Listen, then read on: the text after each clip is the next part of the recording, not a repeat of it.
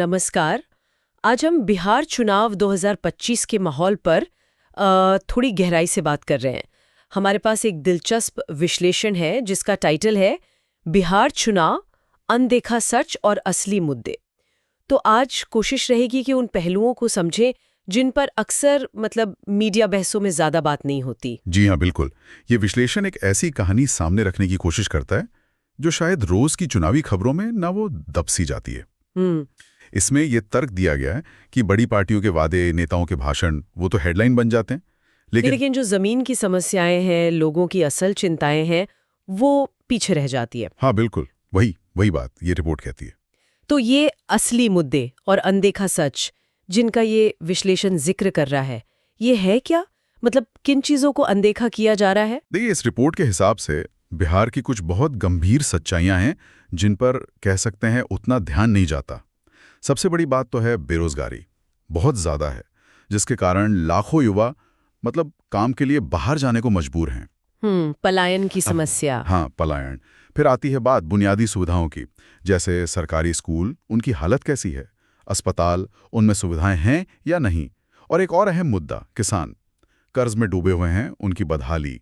ये वो चीजें हैं जो आम आदमी की जिंदगी पर सीधा असर डालती हैं। ये तो बहुत ही कोर इश्यूज हैं। लेकिन फिर ये विश्लेषण क्यों कहता है कि इन पर बात नहीं होती?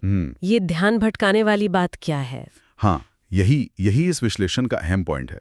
इसका मानना है कि अक्सर जाति और धर्म, इन पर जो बहसें होती हैं वो इतनी भावनात्मक हो जाती हैं। हाँ। कि ये जो बुनियादी सवाल है ना, रोजगार, शिक्षा, स्वास्थ्य, ये कहीं पीछे छूट जाते हैं। जब चुनावी माहौल गर्म होता है तो पहचान वाले मुद्दे हावी हो जाते हैं और लोग अनजाने में ही सही इन असली सवालों से थोड़ा भटक जाते हैं। ये तो काफी दिलचस्प बात है, लेकिन ये भटकाव होता क्यों है? क्या रिपोर्ट के हिसाब से ये जानबूझकर किया जाता है? रिपोर्ट का तर्क तो इसी तरफ है। वो कहते हैं कि असली मुद्दों पर बात करना, जैसे सरकार की नाकामी या विकास की कमी पर सवाल उठाना, ये शायद सत्ता के लिए थोड़ा मुश्किल होता है। अच्छा, क्योंकि फिर जवाब देना पड़ेगा। हाँ बिल्कुल, मुश्किल सवालों के जवाब देने पड़ सकते हैं, जवाबदेही तय हो सकती है। तो इसलिए चर्चा को जाति, धर्म या किसी भावनात्मक मुद्दे की तरफ मोड़ देना वो शायद एक आसान रास्ता लगता है, क्योंकि इन पर बहस करने में शायद उतनी सीधी जवाबदेही की मांग नहीं होती। समझ रही हूँ। असल मुद्दों पर जवाबदेही से एक तरह का बचाव। और इसी वजह से ये विश्लेषण कुछ बहुत तीखे सवाल भी खड़े करता है ना? बिल्कुल, ये कुछ बहुत बुनियादी सवाल पूछता है जिन पर सोचना चाहिए।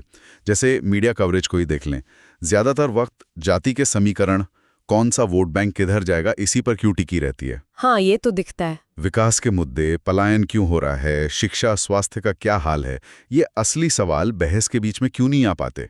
और एक और बात जो आम लोग महसूस करते हैं कि नेता चुनाव जीत जाते हैं और फिर वो जनता के बीच क्यों नहीं दिखते, उनकी समस्याओं के लिए जवाबदेह क्यों नहीं रहते, ये सवाल भी रिपोर्ट उठाती है। हाँ, और ये सवाल तो सीधे सीधे हमारे लोकतंत्र में नागरिक की क्या भूमिका है, इससे जुड़ते हैं।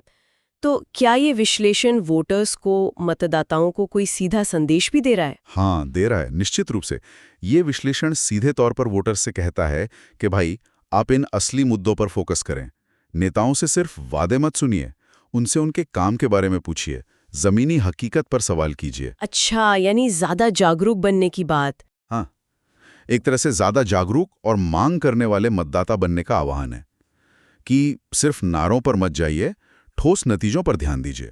तो अगर हम इस पूरी बातचीत को एक तरह से समेटें, तो मूल बात ये निकल रही है कि ये विश्लेषण बिहार के चुनावी माहौल में एक गैप, एक खाई दिखा रहा है। एक तरफ है राजनीतिक शोर शराबा, भाषण, वादे, और दूसरी तरफ है जनता की असली चिंताएं, जैसे बेरोजगारी, बच्चों की पढ़ाई, इलाज की सुविधा, पलायन का दर्द। बिल्कुल, विश्लेषण का निचोड़ यही है कि चुनावी बहस का फोकस अक्सर उन मुद्दों से हट जाता है जो लोगों की जिंदगी को असल में सबसे ज्यादा छूते हैं। सही कहा। और यहीं पर शायद हमारे सुनने वालों के लिए एक सोचने वाली बात भी छोड़ सकते हैं इसी विश्लेषण के आधार पर।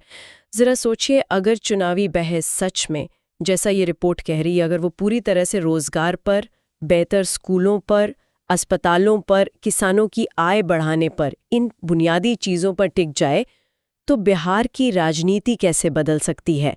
चुनावी नतीजों पर इसका क्या असर होगा? ये सवाल अपने आप में काफी सोचने लायक